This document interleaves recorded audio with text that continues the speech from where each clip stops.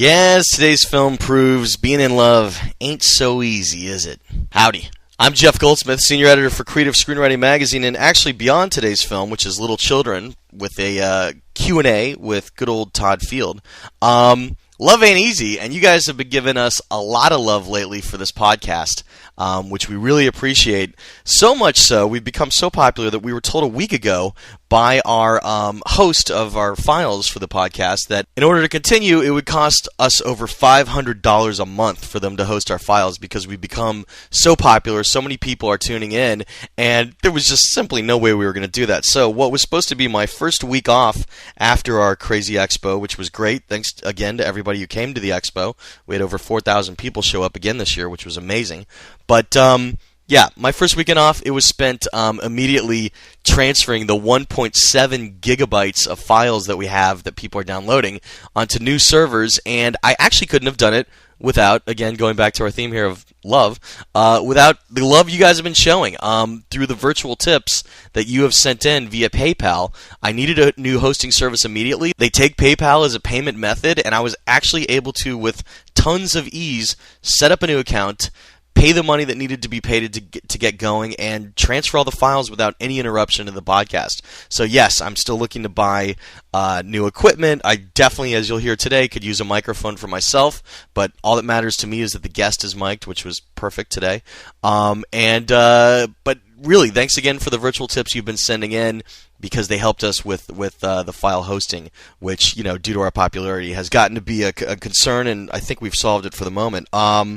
Again, we're really excited to have Todd Field with us today. When I started writing for the magazine was around the time that In the Bedroom came out. I was a fan of the film. I really kind of wanted to do an interview with Todd back in those days, but I was too new to the magazine, and I don't even know if we ran that article, actually. Of course, we're excited to have Todd in the magazine recently for the Why I Write column, but I knew I really wanted to get him into the podcast, and I really thank New Line for making this happen. It was great to have Todd for a one-on-one interview and ask all the questions I could think of, and actually he was in a good mellow mood in his hotel room before going to a different screening, and, you know, it was great. We had great access. It was a good conversation. I really hope you enjoy the podcast. For those of you concerned about story spoilers, don't worry about it. For the first 50 minutes, 50, I pretty much engineered this podcast so we really don't get into the nitty-gritty of the story of the film for about the first 50 minutes or so, and if you haven't seen the film, definitely go see it. It is still in theaters as of right now, so don't miss it.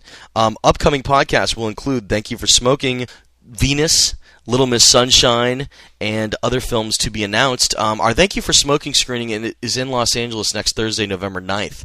If you have any questions that you would like to ask Jason Reitman, you could write in, send them in, put Thank You for Smoking questions in the subject of your email, address it to rsvp@creativescreenwriting.com, and I'll sort through the questions. Obviously, stay away from the obvious questions like how'd you break in, stuff like that you know I'm going to ask. Go for maybe some of the more detailed questions because the movie's been in theaters. It's on DVD now, so you've probably seen it. Anyhow, let's get right into the Q&A. Todd Field co-wrote this film with the novel's author, Tom Perrotta, and of course Todd Field also directed the film. But hey, I'm going to stop talking about it and let Todd take over as we cut into our Q&A with Todd Field. All right, as is our tradition, as we always do, here's the latest issue of Creative Screenwriting. Okay. You are on page 22. Okay. You were this month's Why I Write, so we were really happy to have you for that. No, thanks. But I want to go back to kind of your breaking in story.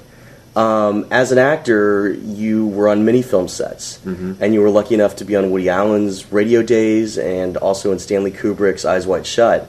Could you talk about just what it was like to be an actor on those sets, just watching those masters at play, and also what you picked up that would later help you as a director? I don't know.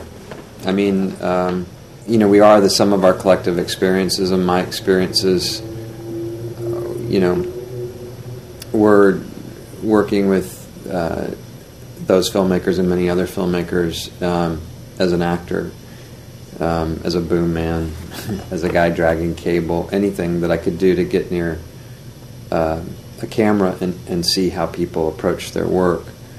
I'm very, very fortunate to have had those opportunities, you know, over 20 some odd years, and see how different people approach their work. It's not something that, as a filmmaker or or as a writer that you have the opportunity to do, because most of us work in isolation. How that cumulative experience has manifested or changed the way I think about anything is not something I'm conscious of or aware of, and hopefully never am. You know, from the moment I started film school in 1992 at AFI, right? Yeah, at AFI. I don't really see, my approach to writing or directing really changing that much, only in so much as that since that time I am a different person. It was 14 years ago. I'm a different human being. And probably my work has been informed by that as much as anything else, whether it's family life or other experiences that I've had. If anything, working with a lot of filmmakers that I admire and filmmakers who I maybe had less of an affinity for, if anything, it reinforced ideas I had about filmmaking from early on. And that was probably the best thing in terms of learning about what you want to do. Because the truth is you can't really teach someone to make films. I don't believe that. I think any kind of discipline any kind of strength that you get comes from repetition and confidence. And the more you do it, and the more you're able to see closer results to having your ability catch up with your imagination, the better chance you'll have. I have many filmmakers, not just filmmakers I've worked with, but filmmakers from the past and filmmakers living today who I really admire, and writers that I really admire. But I don't study them. I try to experience them as strictly as a viewer. But I'm sure that they have an effect on me. But they're things that have always interested me that I try to instincts that I try to follow. That I hope are my own. And continue to be my own. Because otherwise, it would be like parody. It would be the same thing as an actor, going and looking at Humphrey Bogart and saying, "Gee, I sure would like to be like Bogey." I couldn't help but noticing in IMDb that you were in the TV pilot of Look Well with Adam West, which is very hilarious, and our listeners could find it in YouTube. Is there anything you want to talk about working with Robert Smigel and Conan O'Brien on that? Because it was some of the most fun I've ever had. I remember Bill Maher coming up to me a couple of months after that pilot aired, like a schoolboy, and giggling, and he wouldn't stop talking about it. And I said, "Well, Bill, yeah, it was really funny, but it was just a pilot." And he said, "No." And he analyzed it as if it was the Bible or something. I mean, I think a lot of comedians really appreciate that a lot because of the writing, because of Bob Smigel, and because of Conan, and because of Adam. I mean, by the end of that pilot, inside of my mouth was completely raw and bleeding because I had to literally bite my cheek and my tongue so much to not just bust up in every single take. And when I actually went in to meet Bob and Conan at the time, I did the same thing when they brought Adam into the room, and I thought, they're not going to hire me for this part. And they said, no, it is funny, it's funny, I was okay as long as Adam wasn't there, but as soon as Adam walked in the room, I found myself giggling like an idiot. Television would have been a different place if that was picked up and became a show. That I think amazing. It was a long time ago, and I think that had we made that, today, it could have had a life on Comedy Central. Absolutely. But back then there was no such animal. So you began making short films in the early '90s. There was two, Romantic in 1993, and When I Was a Boy, which you wrote and directed with the actor Matthew Modine.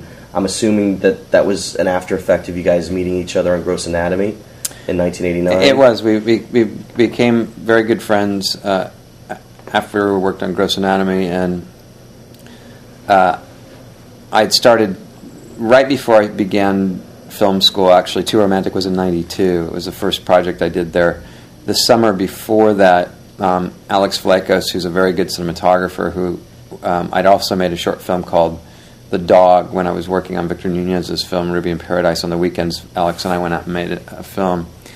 We'd mentioned that to Matthew, and we said we were going to do another one, and he asked, he said he'd like to participate. So we got together and we made this film that summer before I started school called When I Was a Boy, which we had a lot of fun in, and Philip Foreman was the boy. He was a grown man as the boy, and we all kind of pitched in on that. We all sort of equally directed it. I was kind of directing it as to put any title for any of us on it is kind of silly, because we all kind of, did our bit. Matthew went away and he edited it and put it together in Los Angeles while I was in school, and Alex was down in New Orleans. And then it wound up playing in front of Ruby in Paradise at the Sundance Film Festival, and then went on to the Museum of Modern Art for the New Directors' New Films, which is kind of hysterical given the fact that, we kind of made it as a lark. How long was it? Oh, I don't know. I mean, I know it's a short film. I don't even remember. I think it's like I think it might be 10 or 12 minutes long. Is there anywhere where people could see that? I mean, has it ever been released on DVD? No, somebody asked me this earlier. All the short films that I've worked on or had any part of are all sitting in a cold storage someplace, and I've got to go in and get them transferred, if for no other reason, just to be able to show my kids, because they're deteriorating rapidly. All that. Yeah. I mean, I hope you do, because I was going to bring up next your short film, Delivering, which was based on the Andrew DeBoo's short story, Killing, right? No, Delivering. Oh, because Killing was in the bedroom. That's right. Okay, sorry. Killings, yeah. Killings, got it wrong. Talk about that and being able to adapt the first of his work. Did you know then that you wanted to make a feature-length film out of one of his other works? Well, I had read Andre's work. I had done Too Romantic, which was an original script, my first script at school, that was really very autobiographical, and it got a lot of praise at school, probably too much praise, and it kind of made me a moving target there. And my second project I did was sort of an assigned project, because we had to have a producer bring us a script, that maybe we had a hand in, maybe we didn't.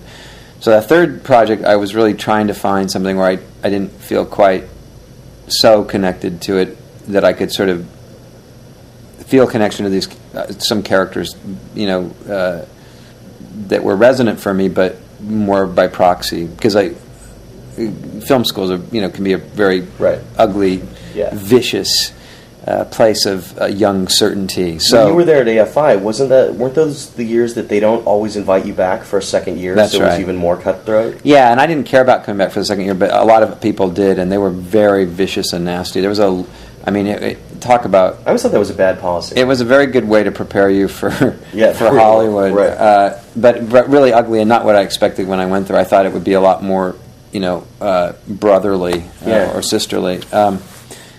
But yeah, so someone had said you should read Andre Dubus, and I got picked up Collected Stories, and I'd read all of his stories, and one of them was Killings, but it was clear that there was no way to do that in the time period allotted, because it was a 30-minute story.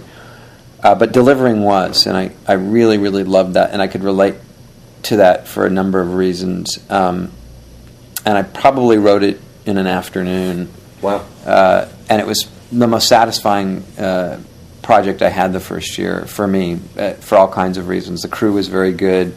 I had very good young actors, and it's a wonderful story, Andre's story. It's incredibly elliptical with a couple of interesting moments. The end of it, I could never quite figure out, and we had a very good teacher there by the name of Stuart Rosenberg, and I said, I'm really struggling with the ending on this story, and he came up with a very simple solution, which was both very dramatic but elliptical at the same time. Do you remember it? Are you able to explain it?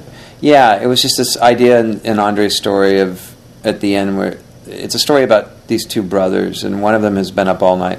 He can't sleep. He's been listening to the Red Sox game, which is a fairly constant thread through a lot of Dubus's fiction, being an avid Red Sox fan and actually losing his mobility based on coming back from a Fenway Park one night to assist a woman on the side of the road. But the story is very simple. There's an older brother and a younger brother. The younger brother is overweight. The older brother is kind of athletic, and he has more strength.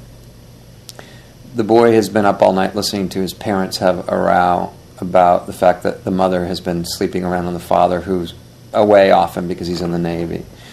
And the older brother wakes up the younger brother and sort of tiptoes around the house saying, "Let's get out of here, help me on my paper route," which the boy does. And he promises that the younger boy that he'll get him donuts and milk, and they'll go swimming, and that he'll tell him what happened.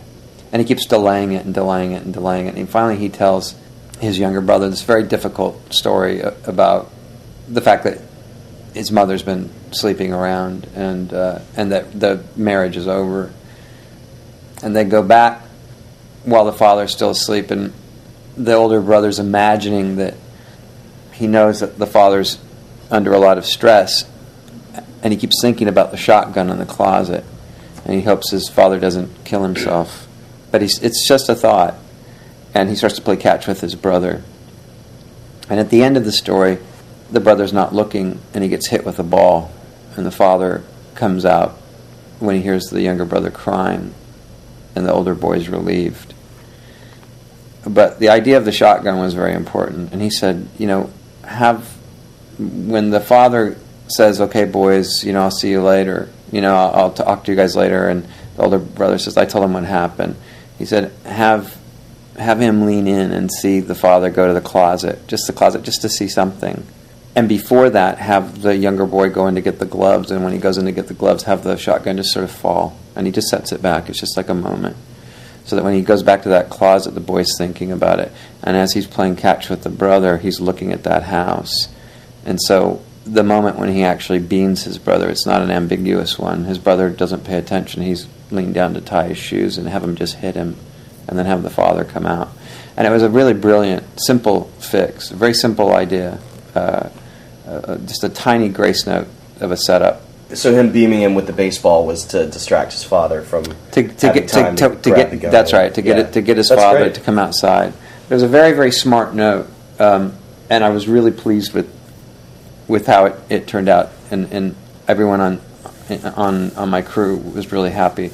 And that was the end of the first year. Now the second year, as you say, back then, you did 3 projects, and then they would only ask back 5 people, which was really terrible, and bred that kind of competitiveness. I never even went in to find out if I'd gotten asked back or not. But I heard stories of people, very upset, very,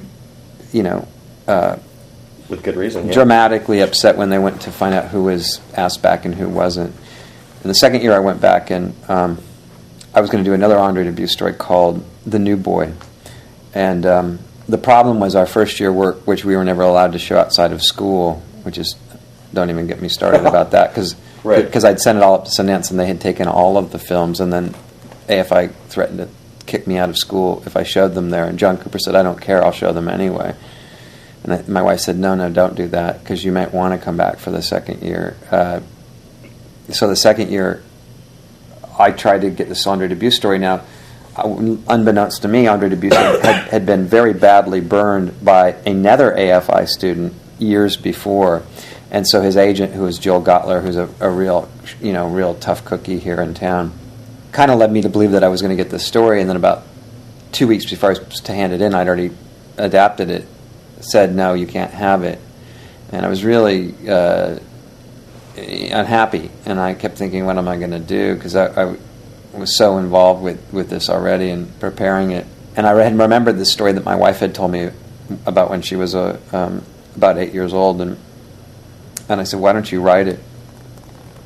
And she said no. And I said, please write it. She'd just come back from having our second child, our son, maybe a couple of weeks before. I mean, she was still, recovering, and she sat down in 2 days and she wrote it. And I turned that script in, and it was the first script. It was the only script of the 5 scripts turned in for a second year that they approved unanimously and said, you can, begin prepping. We don't need any revisions. It was a really, really solid piece of work that she did, and but that was really her film. That was, and also very autobiographical. And because I knew some of that background, some of it I knew, and some of it I had imagined What was the name of that one? Nani and Alex. Okay, and that's the one that won the Sundance Awards in the AFI. Yeah. Okay, great. But I had to really. It was a lot of pressure, not more pressure for trying to, actualize this material in a way that would have meaning for Serena. Than even whether or not whatever anyone thought about my filmmaking abilities one way or the other, because I really felt this obligation to her as the writer. Have you ever considered co-writing again? We've talked about it, and Serena is an incredible collaborator in many, many ways on everything I've done, including In the Bedroom and Little Children. And the truth is that she always reads over my material and often will give me things that are good notes.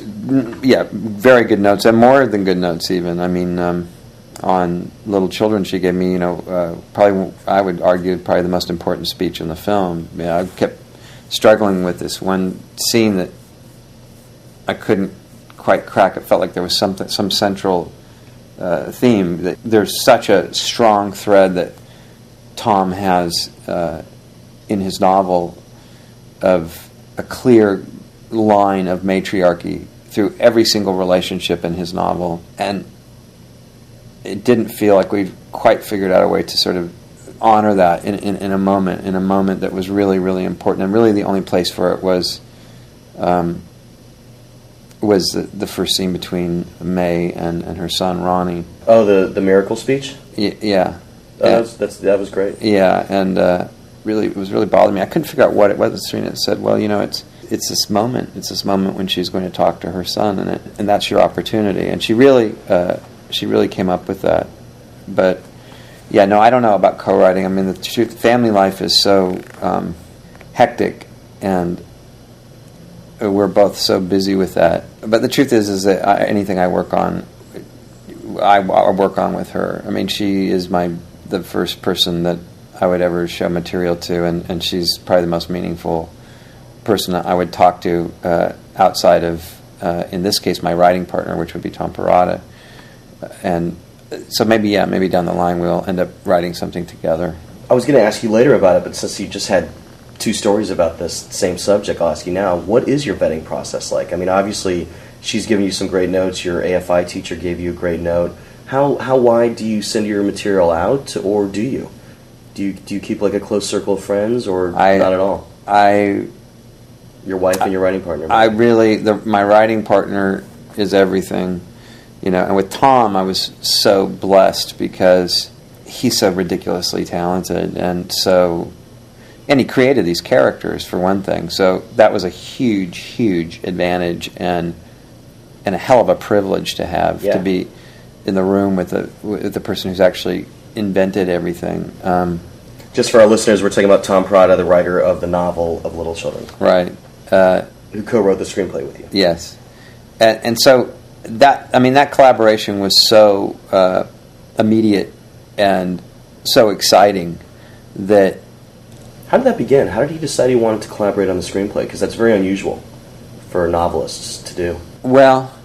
Was it your idea? No. I mean, well, here's the thing. I mean, Tom, probably 2 things. One is that he'd written other screenplays. It wasn't like a novelist wanting to slum, with us screenwriting people, It wasn't like that. I mean, Tom had written other scripts, and he has a writing partner that he writes with. And so he came to it as a screenwriter who happened to have written the novel. So it wasn't like a guy with a wall around the book or anything. Right. He came into the room with his own ideas and wanting to, reimagine his novel and make the best script that we could.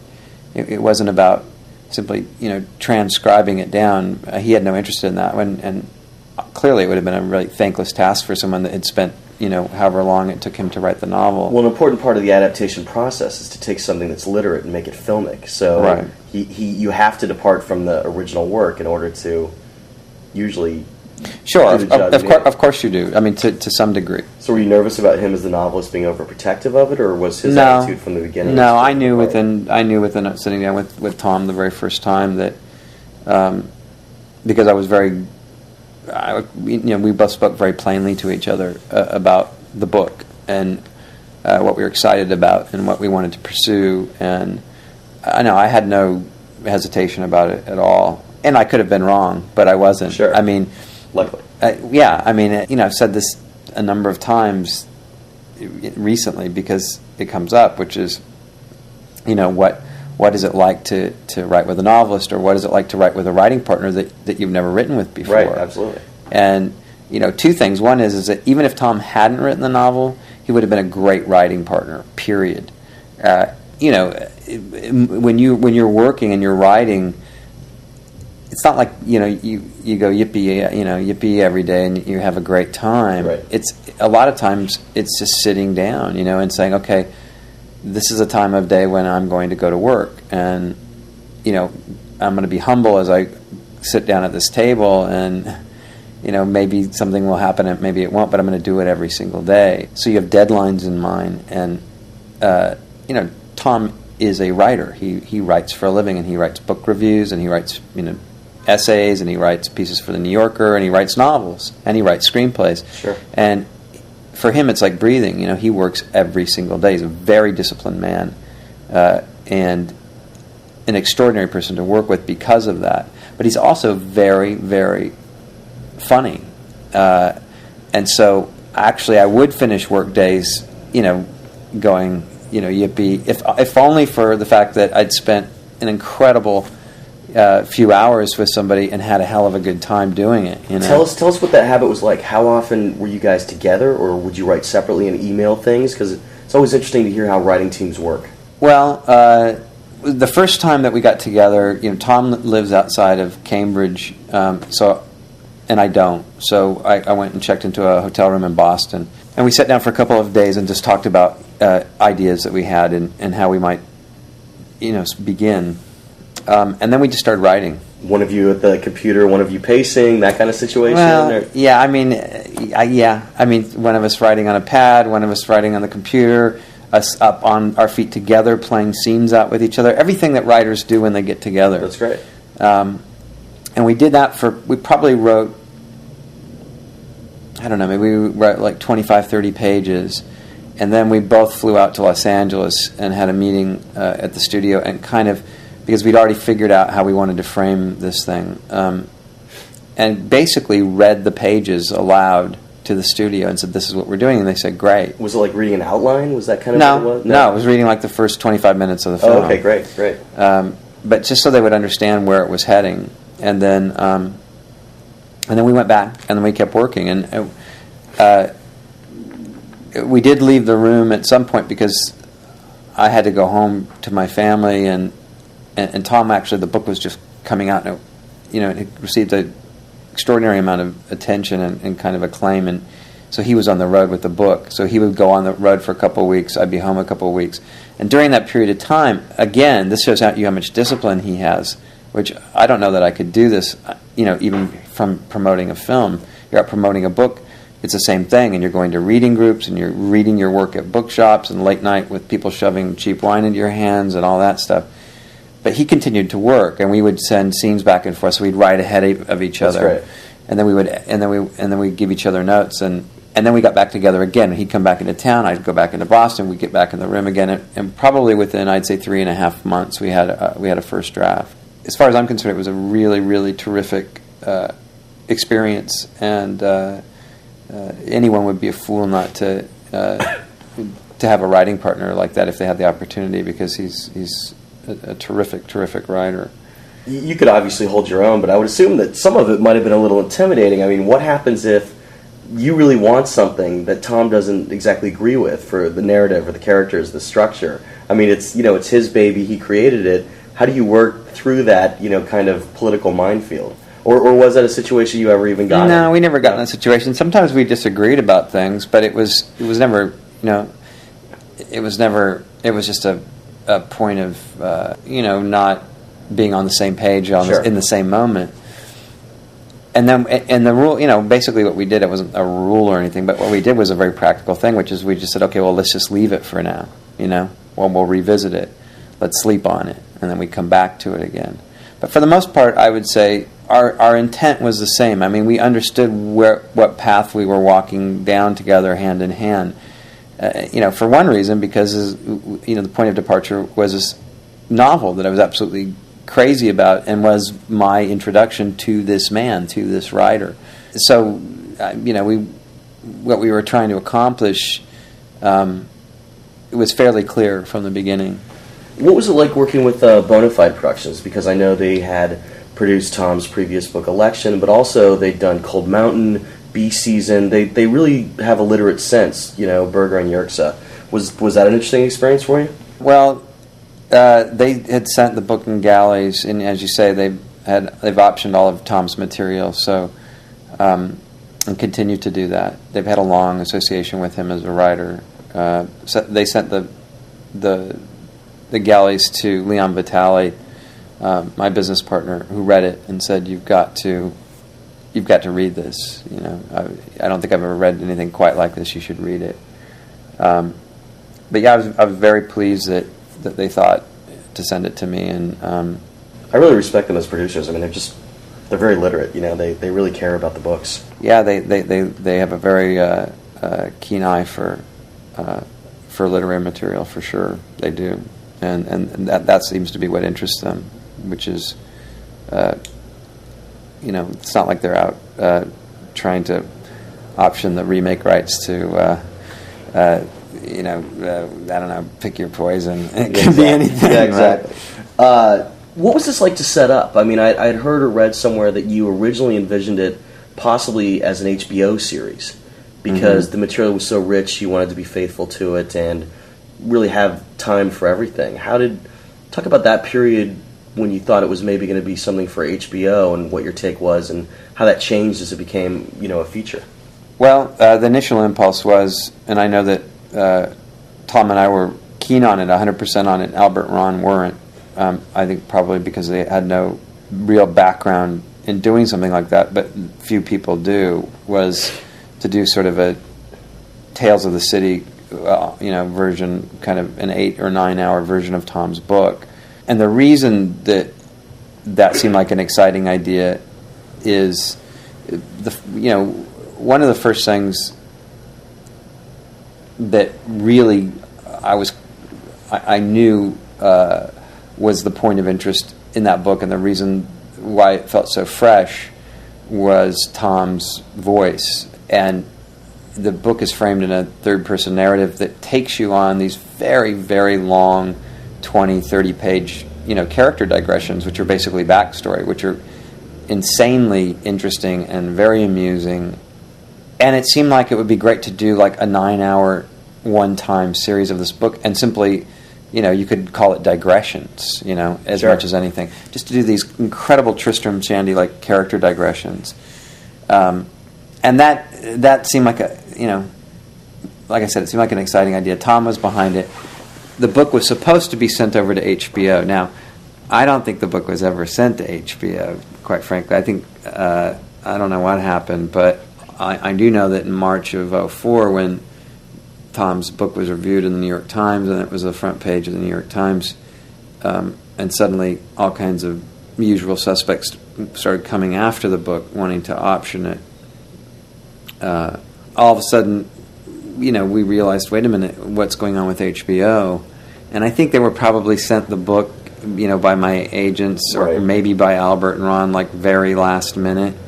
Well, HBO doesn't do anything last minute, sure. And so Ron and I went over to meet with Carolyn Strauss, whose assistant had read it. She hadn't read it. Tom was on a phone line from, Boston, and, we were sort of dancing around the room trying to convince them to do this, and that simply isn't how they make decisions over there. They're not in the development business. They're either in or they're out. And it wasn't a decision that they were going to make in 24 hours.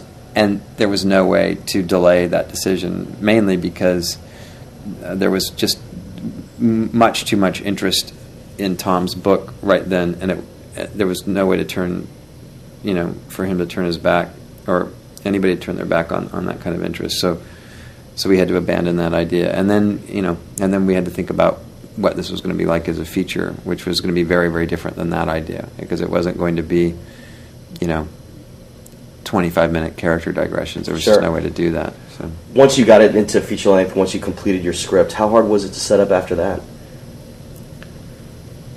After those 3 months when you got your first draft of the script? Oh, it was already set up. Oh, it already was. Okay. Yeah, no, we took it to New Line had already been interested in it early on, and Kent Alterman and Michelle Weiss and Toby Emmerich made that decision literally in the room, like in an hour, like in an hour meeting. They just said, we want to do it. Smart move. Well, a bold move. Yeah. I think it was an incredibly bold move and an unexpected one. I can't imagine a lot of places wanting to do this book, honestly. I mean, the other real interest in the book was coming from Scott Rudin. That makes more sense because Scott options that kind of stuff. Terrific books. But there was plenty of things to make people wary of this book at other places. I think it shows a lot of... I think it shows something rare, and they had a tremendous amount of courage to go forward on this. And the truth is once they said to Albert and Ron and Tom and I that they were going to do it, and Albert and Ron and I have talked about this quite a bit, which is from the moment they said yes, it never stopped. I mean, Tom and I went to work, we wrote the script. They said, great, we love the script. And we said, we want to cast it. They said, go cast it. And they said, okay, we can make it. I mean, there was really no downtime. That's great. Which is highly unlikely. Well, it's also a testament to you. I mean, this is almost your good luck charm, taking very difficult material and convincing people to do it. This is what you did for In the Bedroom, too. Because it was amazing that you, as a first-time writer-director, were able to get that film off the ground. And, it came out... But that was a very different situation. That was a much longer situation because... the truth is that, I had two other producing partners on that. I had Ross Katz and Graham Leader, and Graham had optioned that material years and years ago, back when I was in film school. He'd already optioned that story unbeknownst to me and had already been working on it with Rob Festinger for a very, very long time before I came along. And no one wanted to make that film. I sent that script probably to 50 places, and everybody said no. It was only when I sent it to Ted Hope at Good Machine where Ann Carey actually initially, Ann Carey had read it and called me up and said, I'm sending this to Ted. I think I want to do it, and I think he's going to like this. And he called me from the set of Ang Lee's movie that he was doing at the time and said, I'm going to be in Los Angeles tomorrow, I want to do this. And it turned out that Ted's father was best friends with Andre Dubus. Oh, wow. And that Ted grew up in Haverhill, down the road from Andre. So he had this incredible, personal history that was very resonant for him. But Ted and Ross and Ann and David Lindy really struggled to get that financing together for a couple of years before Green Street agreed to finance the movie. That was a long road. That was a very long road. And what was the budget on that? Depends on who you talk to, but median average, roughly $2 million. I mean, it's also amazing that, as you said, everybody rejected it. It got 5 Academy Award nominations, including Best Picture and Best Adapted Screenplay. So it's always amusing to hear the stories of the script that everyone rejects that then ends up doing pretty well for itself. Well, and someone finally believes. But I mean, that's the thing. It's like, this is what I think is an absolute truth that you have to remind yourself, which is you don't know where you're going to find something. Sure. Somebody hands you a story that they've written, or somebody says, why don't you read this? Or, I mean, in Little Children even, people say, where did you find this actor, And the truth is that there's hidden talent. There's an embarrassing amount of talent out there that nobody is aware of, or people that are only in very specific milieus are going to see, whether they're looking at regional theater. You might see some of the best actors that exist in the world that only a handful of people know about. And the same thing with scripts. Everyone says they can't find a good script. There are great scripts everywhere, they're sitting on shelves from 40 years ago in the studio vaults. The studios don't even know that they're there. And they're sitting in people's computers, and they're sitting in people's apartments. The best material and the most singularly exciting original material is completely undiscovered and unrepresented. And there's plenty of material out there. There's no lack of good screenplays. The problem is that most of the stuff that you end up reading that would be other people's material that's coming through agencies has been vetted, or either vetted by the agency because it's unrepresented material, or has had so many fingers of development on it that if it started out as anything good, it isn't anymore. And it's the thing is if I ever read someone's script and if there's even a shred of interesting in there, I'm saying how many drafts are there, and then get me every single draft. I want to read the first draft. I want to read the second draft. I want to read the third draft. Get me all of them. How many drafts of Little Children would you say you went through? I don't know. I mean, are you the kind of writer-director that keeps writing while you're filming? Is that something that you would do? Of course, yeah. I mean, you always, even before we started filming, I mean, we handed in the first draft in July or August of 2004, and Tom and I, in some fashion, kept revising until the end of January 2005. And then, as you begin to scout and ideas come, as you begin to cast, even in auditions, ideas come as you begin rehearsing with the actors. Of course, you're going to revise. You're going to always revise. But that's only because you're hoping that every one of those steps is going to reimagine the material, hopefully in a way you've never been able to see for yourself, because you're juggling everything. Sure. As a writer, you're juggling a lot, and the actors come in and they have a very particular point of view, which is a very practical one, which is, who is this person? Where did they come from? When's the last time I bathed? Why? What are the seminal moments of my life? All these things that that writers also think about, but they can't get that specific, And so there's an opportunity where they'll take an angle, and it may be the same angle and slightly oblique from the angle that you imagine, but it's an opportunity to find something else. Also, you read a script and it's one thing. It's another thing when you start to film it, because you'll realize that you've gotten to 5 scenes later, and this scene's starting to feel like a scene from 5 scenes ago, and you've already filmed it, so you have a real opportunity to say, you know what, we've got that. Let's figure out something else in this scene that is going to take us someplace different. It makes it very organic, so it's always growing, it's always changing. Yeah, it's always changing, and it should always change. I think that is an advantage of filming material that you've had a hand in the script stage. And I think also, I was talking to Serena about this today. I think it's also why it's hard to write for other people that are going to film your material. Sure. Because there's a point, unless you're on the set every day, where you have to completely have the confidence to let it go and not worry about it. And I don't think I'm that kind of person. I think that would be very hard for me, and I understand why that's hard for probably a lot of people.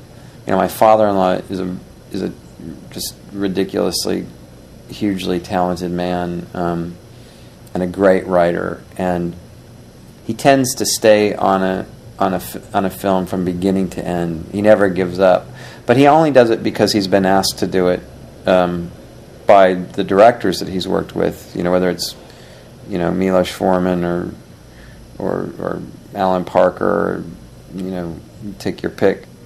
But he's very humble about it, and he understands it in a very practical way, because he came out of theater, and he saw how things changed in rehearsals, in the 6 or 8 weeks when you're trying to get a show on its feet and you're doing reviews out of town, and before you bring it into Broadway. He had his first play on Broadway when he was 25. And who is your father-in-law again? Bo Goldman. Okay.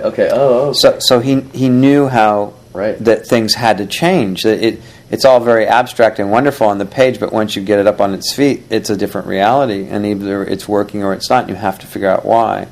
and that's a practical thing. That's a roll-up-your-sleeve thing.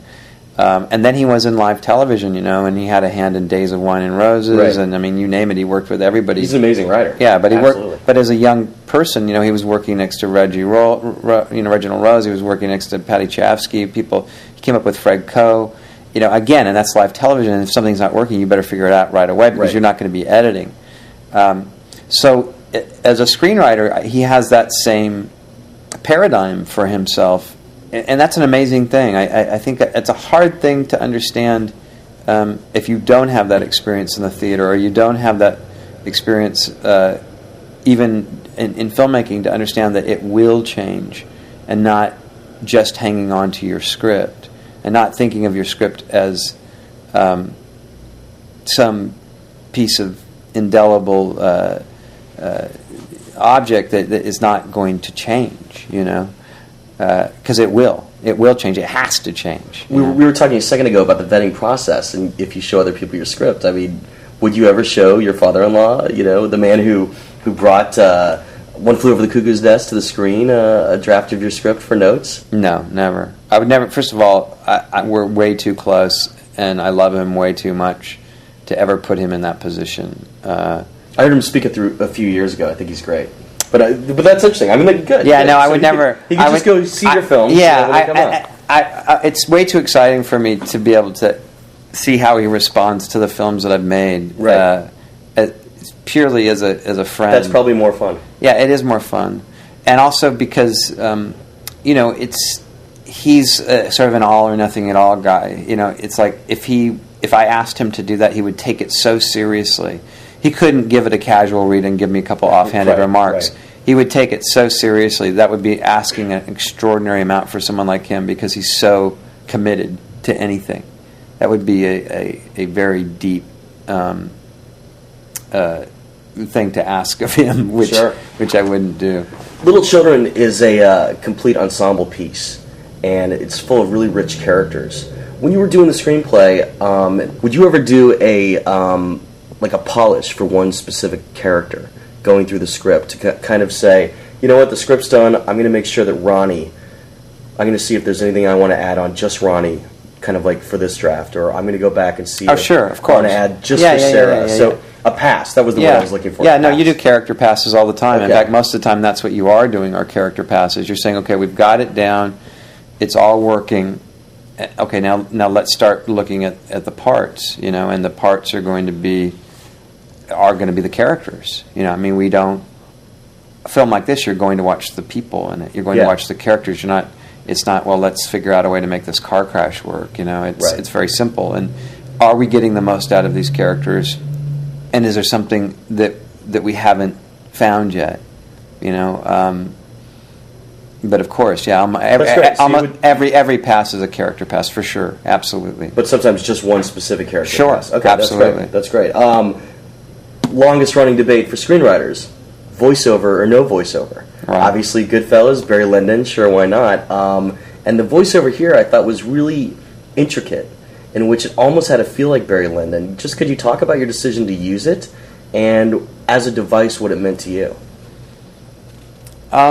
I didn't think about it much. I knew right away I wanted to do that. You respond to the material that you're working on. I'd never read a book like this. Every piece of work I had done from school on had been, what I could sort of clumsily describe as very straight up drama. This book was very funny, and then was not very funny, and snuck up on me. And I had never read Parada before, and it is a third-person narrative. And like I said before, what attracted me to it was really Tom's voice. But I thought, well, geez, I'm making a satirical melodrama.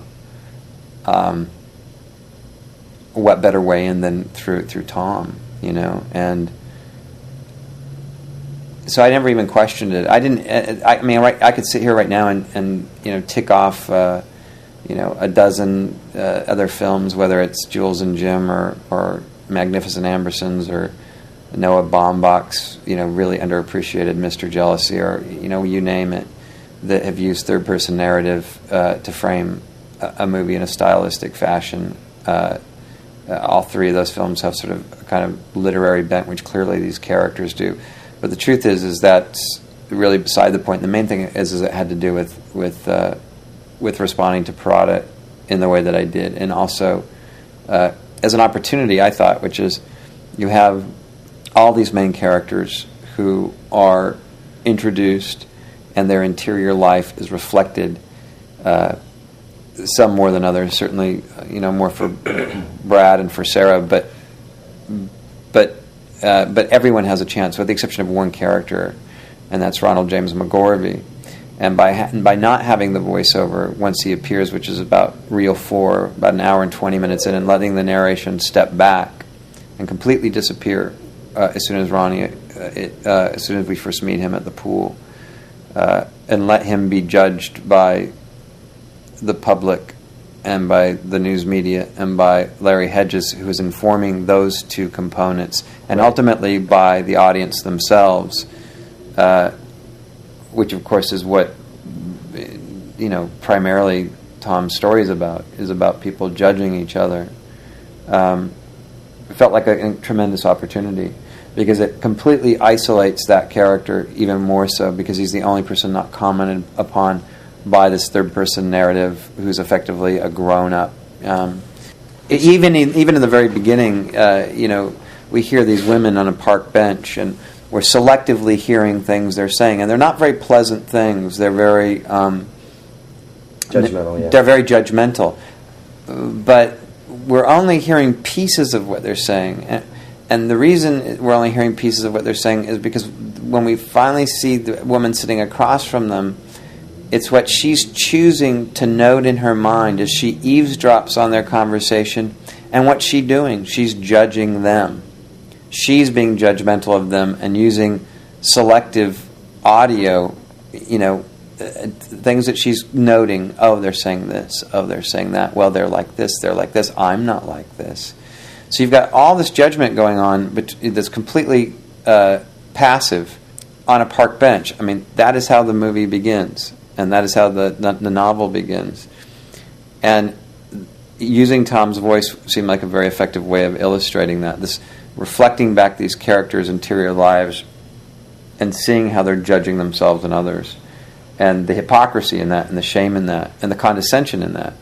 And to see whether or not they're going to be able to transcend that. Sure, inner life is always hard to bring out on the screen. And it's interesting, actually, just the shifts that the voiceover has, in which it's sometimes serious, sometimes very comedic. Right. Like during the football game, where he really just becomes a sports announcer. He becomes a sports announcer, but again, that narrative is, whether the narrative is reflecting back the interior lives of those characters or not, he's also serving as their point of view, which is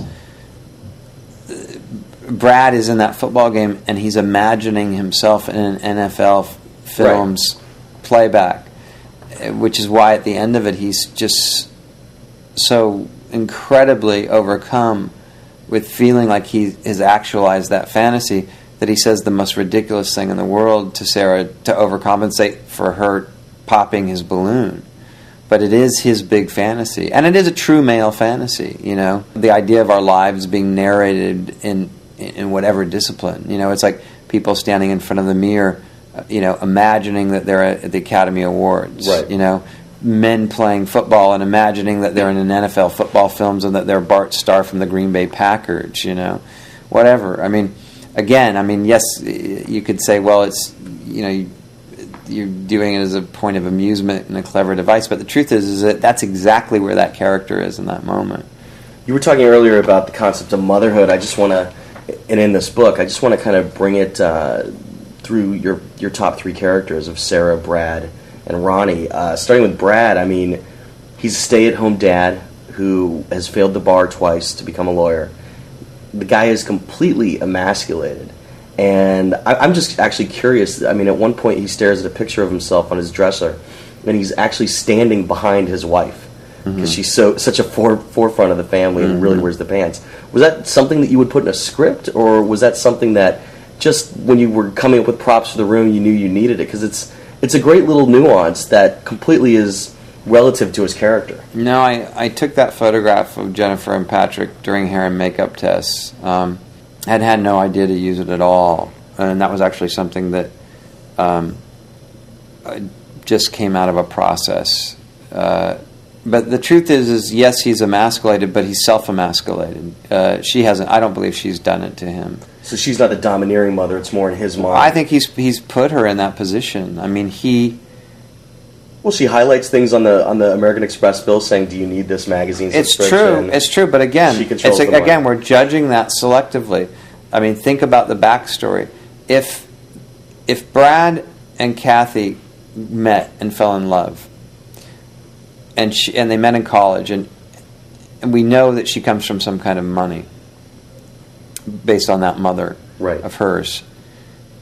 We don't know anything about Brad's parents other than that his mother has died when he was 15 years old, which is why he plays hooky like a 15-year-old, and instead of going to study, he's watching these boys, trying to figure out, wait, how do I get from here to there? And I'm sure that with the best of intentions, 3.5 years ago, when Kathy was pregnant with Aaron, and they were just out of school, and and Brad really probably felt, yeah, I'm going to go become a lawyer. And she thought, well, I'll make documentaries on the side. They certainly weren't going to be able to rent a house like that they're living in that area of town. And probably the mother said, I'll help you kids out until Brad, gets on his feet. Now that's 3.5 years ago. Cut to 3.5 years later, Kathy's working, probably not making a lot of money, making PBS, documentaries about, families who've lost men in the war or women in the war. And Brad has flunked the bar exam twice, and probably for reasons that we're kind of clear about, given his current state of fixation on these skateboarders. He's simply not studying. And it's almost like he wants this mother character in his life to replace his own mother character. Exactly. So he's turned his wife into his mother. Right. She's probably taken on that burden, and you could argue fairly gallantly and with very little complaint, and probably doesn't want to be working. She wants to have a relationship with that child that she doesn't have. She wants to be the mother to that child, and instead she's become his mother, and he's become the mother to the child. In the meantime, her mother is giving her grief because basically making her have to defend her husband, which maybe she doesn't feel like doing, and we know that the mother's giving the money. In fact, the mother's saying, "Let me send you a little extra this month." Right. So you've got all these sort of permeations of matriarchy, and none of which, with the exception of the immediate day-to-day between the man and the boy, are matriarchy expressed in the sense that's meaningful, which is about nurturing and encouraging and not judging. It's the other side of matriarchy, which is the ugly side, which is what these other characters are dealing with. And I don't mean matriarchy I mean in an ungendered way. I mean, sure. The problem between Sarah and Lucy is an entirely different matter, which is she's decided to have this child very, very late for reasons that she's not entirely clear with. She can obviously afford to have child care, and yet she doesn't do it, and she's not sure why. She's at a crossroads, which is, who am I? And she's looking for identity. Right. Kate Winslet as Sarah is basically the reluctant mother. Well, she's saying hasn't written off the idea, because if she did, she would just have child care. But why hasn't she had child care? She doesn't know why. Why can't I embrace this child? If I embrace a child, will it mean that I'm like these other women who I'm judging? Will it diminish me as a human being? Can I have my own life and know who I am, and have my own interests and still be a mother? She hasn't made that decision yet for herself. And the only mother that we really see that she has is this older friend that she goes and walks with and does encourage her and does build her up and just say, well, that's an interesting idea. Well, I understand your perspective. And then I want to show you off. And wow, what a wonderful child you have. So she isn't, and when she tries to buy that woman off, it's, and then, Ronnie and his mother, I mean, that whole character, I'm going to back up a second because you were talking about buying her off. It was her friend Jeannie you were talking about. Jean, that's very upset when she tries to give her money for babysitting. Right. I mean, you consider that a buy-off? I just find that interesting. Well, I think it's hard to see Americans. We say, well, of course, that was a nice thing. She offered her money. Right. But she's not babysitting. I mean, she's a woman that comes over and wants to be involved. She walks, and what does she do? She brings a gift for the child. It's the first time we meet her. She doesn't have to bring a gift for the child. Absolutely. And the child adores her. She clearly adores the child. And what Sarah been doing before Jean arrived, she's told the child to go in the other room. They go for the walk. Kate, his character, Sarah, disagrees with her and kind of makes fun about her book group and everything. And she doesn't take offense. She says, that's an interesting idea. You should come. Come on. She tries to encourage her. Right. Then she asks Jean... then Jean does go to the book group, and Jean eggs her on and supports her. I don't think you know about this, and she gives Sarah this great introduction, and then sits there with beams with pride as Sarah makes her point. Makes her point, and then she watches the child. She doesn't just babysit the child. She comes over and she gets busy with the child in a way that shows that she clearly loves this child and loves this family, and not the family with Richard, but certainly with Sarah. She sees something in her. She's a friend. She's a true friend. Babysitters don't make banners that say "Welcome home," So when Sarah comes in and she says, she doesn't sit down and say, "How was it? How's she doing? How are you? You must be tired. Let me get you some tea."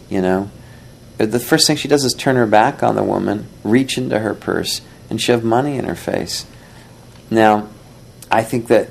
No, it's a very disingenuous moment. I think that that's something that character may or may not find offensive. I mean, that's just my interpretation of it. That you may have a completely different idea about it, and you would be right. No, I agree with yours. It's easy to see why she's offended because she's actually trying to spend quality time with the kid. She's not there for the money. She and clearly living in that neighborhood isn't going to. $20 isn't going to make her day one way or the other. Going back for a second to the book club, I mean, you have this interesting literary device that's brought up about the book that they're debating in their book club is Madame Bovary, and of course, one of the pinched-lipped mothers that Kate Winslet's character doesn't really like is completely against Madame Bovary, who goes and seeks her own happiness by cheating on her husband and stuff like that. Whereas Kate Winslet, as Sarah says, when given a choice whether to accept life of misery or struggle against it, to hunger for an alternative, and that Madame Bovary refuses to accept what's given to her, she would always, choose to struggle. And it's interesting that is kind of the book that they're reviewing because, of course, in the movie, those are some of the decisions that Kate Winslet, her character of Sarah, is also making by, getting into this affair outside of her marriage, trying to find happiness in a luckless marriage like she's in. So right, and I think it's a fairly obvious comparison. It's not, and a very convenient comparison for that character. Who better than to latch on to a tragic, French literary character that, as Marianne says, and then kills herself with rat poison. I mean, what a terribly romantic sort of ship to catch a ride on for Sarah. I think that's interesting to a point. I think what's more interesting about that scene is not about the fact that she's comparing herself to Madame Bovary or that she sees herself in Madame Bovary. I think they could be discussing anything. It's fun that it's Madame Bovary, but it's also a fairly obvious choice for her and a convenient one. What I think, it fits in very nicely with the story. Obviously. It fits in very nicely with the story, but what's that scene is really, I think, about in the book, and again, this is what we're trying to get out of that scene in the film is not about the Madame Bovary. It's more about the fact that here's a woman who may not know who she is, but has certainty about certain things. One of which we do know that she cares about, because she's sequestered herself in this sort of cave, the way a child builds a fort and hides from their parents around all these books. So she's a woman who has literary aspirations. We know she's gotten her master's degree in English literature, and there she is talking about a book, and admittingly that she's completely changed her opinion about it. That's interesting to a point, but what's more interesting is that she hammers home why Marianne is wrong about her assessment of the book. So she's winning an argument with someone, with other women around, which she's never had the opportunity to do at the beginning when they're all judging each other.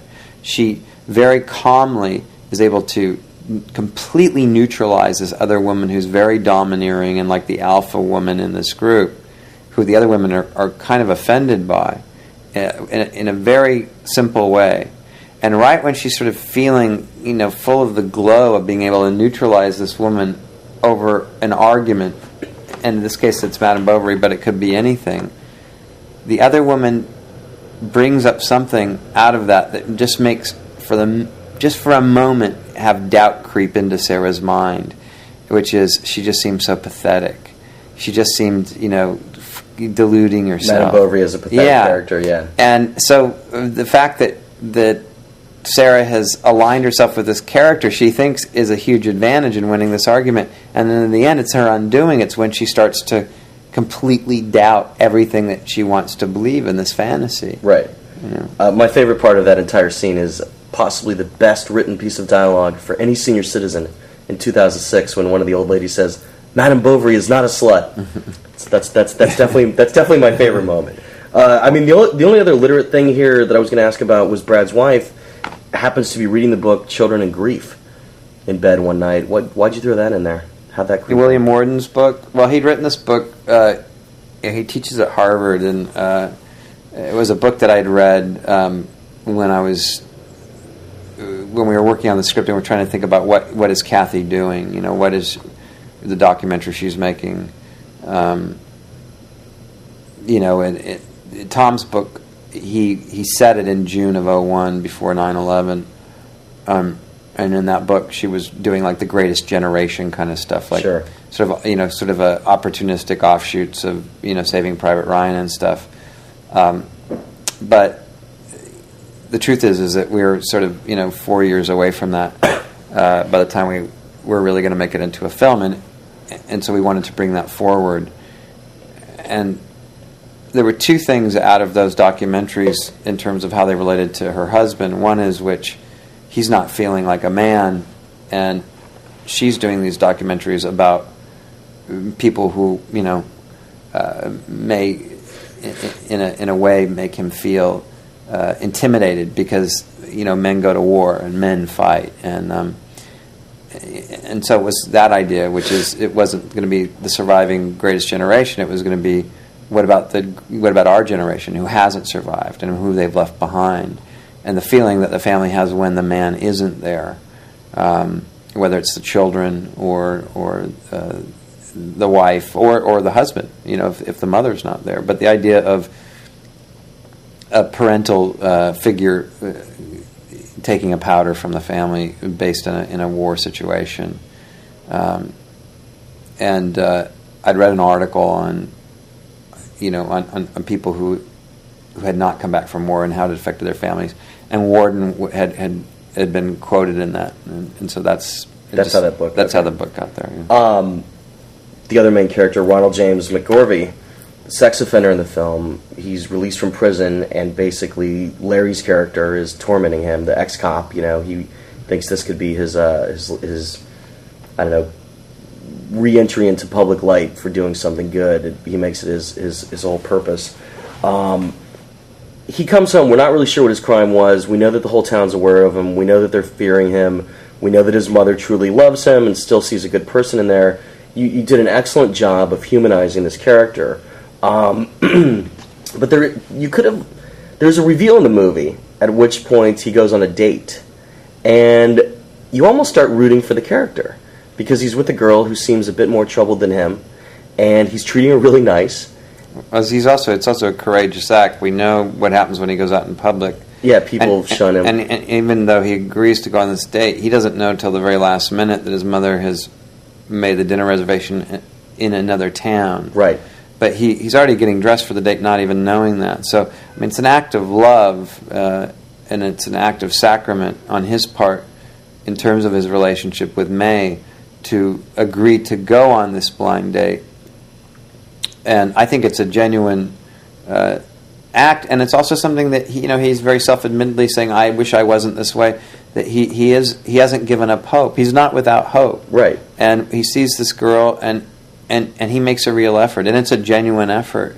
And it's a touching scene. And my question is, you could have actually cut that scene after the dinner and just had him, being dropped off at his house or something like that, and it would have made Ronnie's character seem like much more of a victim throughout the movie, who's misunderstood and persecuted. But you definitely don't go for a black and white like that. You leave it in a pretty scary gray area when the date ends badly, to say the least. Right. Was there ever a consideration to not have a scene like that where it ends badly, or how did that concept come up? Well, it's what he does. I mean, that's... So that was just ported straight out of the book. There was no Sure. changes whatsoever. Okay. Well, in so much as a lot more happens in that scene, actually. Where, again, you go on with Sheila, and you go on this long digression of, like, the history of Sheila, which is pretty fascinating. And for a long time, we thought about doing that. I mean, if we'd done the longer version, we would have gone off with Sheila then, right in the middle of that scene, where you find out kind of who Sheila was and how she got to where she was. But no, I mean, that's I just thought it was interesting that it happens. Because it was a shiny moment for him, and then he goes into darkness, which is great dramatically. I was just curious. Well, the difference is, I would say, in the book is that he probably isn't so sincere at dinner. Okay. He's sort of reeling her in, and she's a lot more unstable of a human being, I think, in the book. Now, but I say this with a caveat that I would have to go back and read it. I can't remember it because it's been such a long time. But I think we definitely went. We took that in a very different direction in terms of what happens between Sheila and Ronnie on the date. In the book, she's a lot more disturbed, and he's kind of toying with her like a cat and mouse. Okay. He has an idea. It's more. There's, I think, more strategic game playing going on, which is not the case at all now. I mean, I think it's a sincere effort on his part. Certainly, there were people that had a real problem with the date turning the way it does, but it had to be that way. I mean, it had to be that way, or Ronnie turns into Mother Teresa, and that is not the point of the character. The point of the character is to represent everyone's fear and looking for evil in the shadows, whether it's there or not. But sometimes it is there, and sometimes it isn't, and you don't know. Now, these people don't know. We get a glimpse that, yes, maybe there is something else there, that even though Ronnie is the troll under the bridge, and we follow him around and realize that, well, the troll on the bridge has another life, which is the troll has a mother, and the troll can be kind, the troll can be funny, and the troll can admit that it has issues. But sometimes a troll is a troll, and if you don't show that, then it would be absolute nonsense. It would be complete bullshit. And so, of course, the scene had to go that way. Well, it's just interesting because, I mean, I think it's definitive of the third act in the film, in which everybody is a little bit doomed and damned.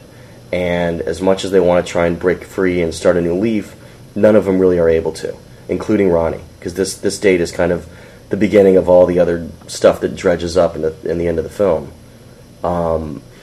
Which was going to be one of my last questions. They really want to break away, Brad and Sarah, and they're ready to do it, and just neither one of them could go through with it. Well, it's a fairly. I think only in the movies would we expect them to run away with each other. It's a fairly superficial relationship. It's a relationship based on sex, primarily. Well, not just sex. I mean, yes, sex, but it's also a relationship based on unfulfilled identity. I mean, both of these characters are at a point in the season of their lives where they still don't know who the hell they are. And people that don't know who the hell they are dangerous to themselves and other people. And oftentimes they're looking for identity in other people.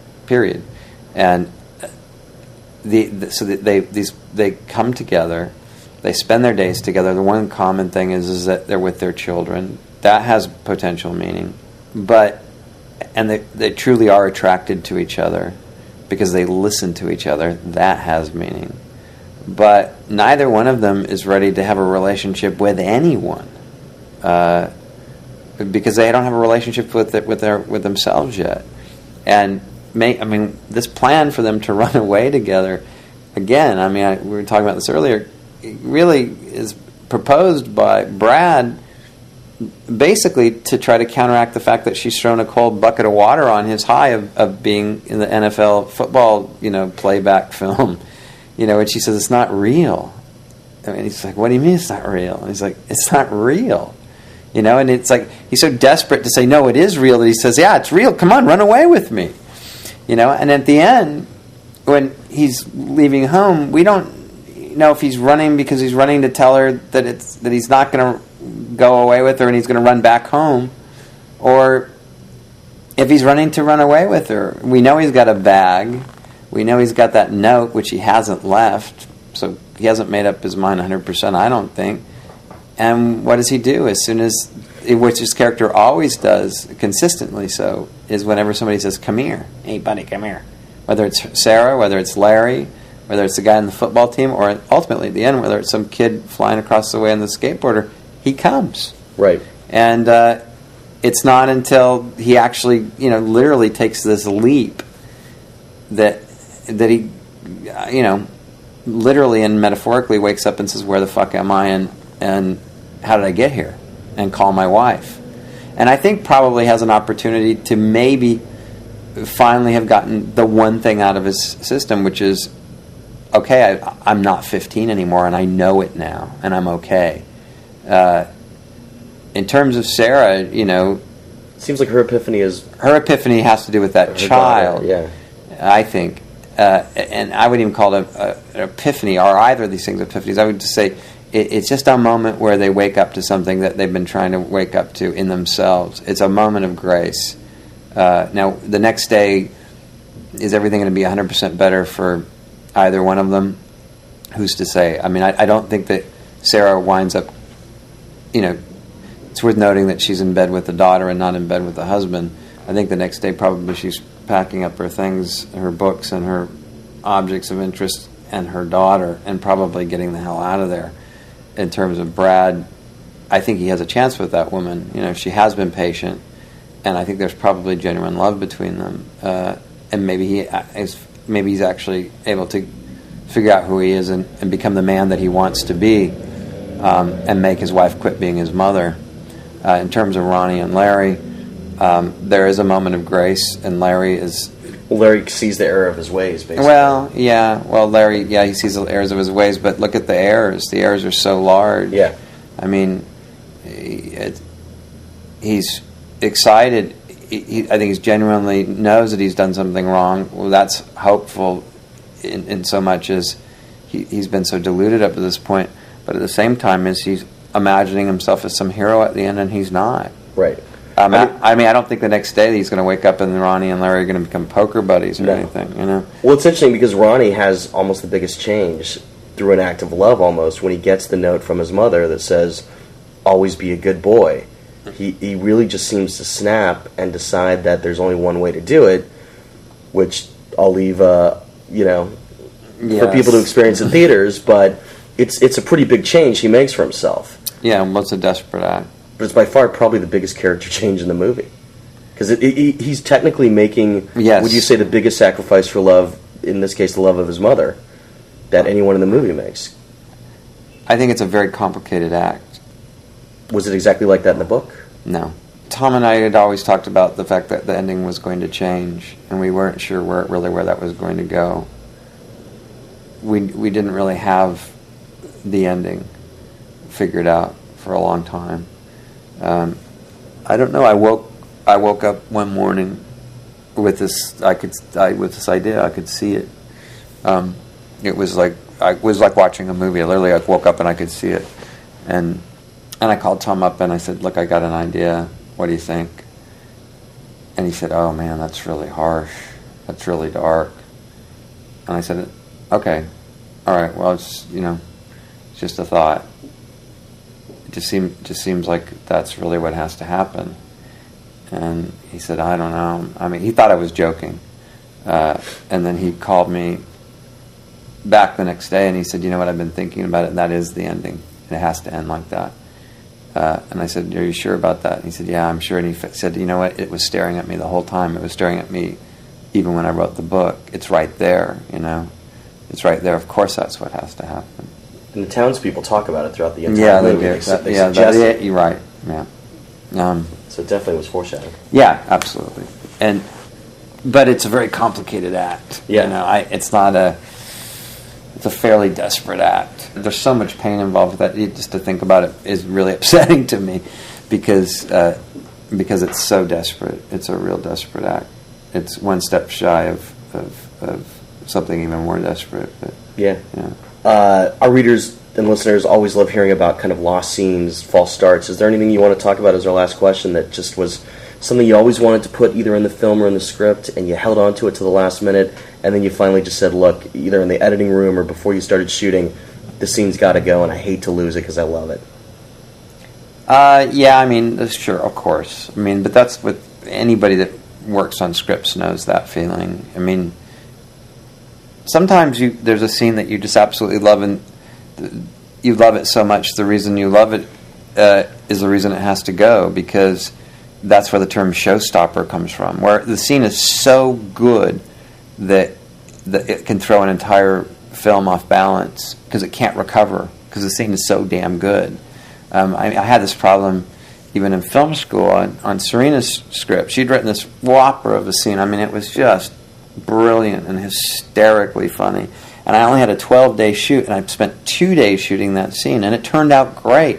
So great, in fact, that when I started cutting, the movie could never recover from it. And so it was the first thing I lost, like instantly lost.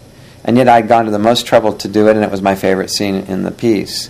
That happens all the time, and it's really clear when that happens.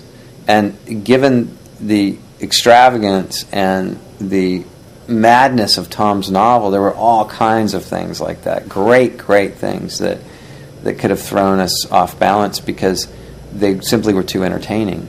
I mean, I could give you... Sure. A mile list of those things. Hopefully some of those scenes will be on the DVD, too. No, I mean, some of the stuff was shot, but I mean, some stuff never made it past our final draft. Okay. Some of it was in early drafts, the idea of even just filming some of the stuff would have been really, really fun. That just never... It wasn't practical, Cool. Well, you've been extremely generous with your time. I want to thank you for coming down. I really dug your film, and well, I appreciate you. We hope to have you next time. And it was right about there that our camera ran out of tape, so perfect timing. Anyhow, that's how the Q&A went down.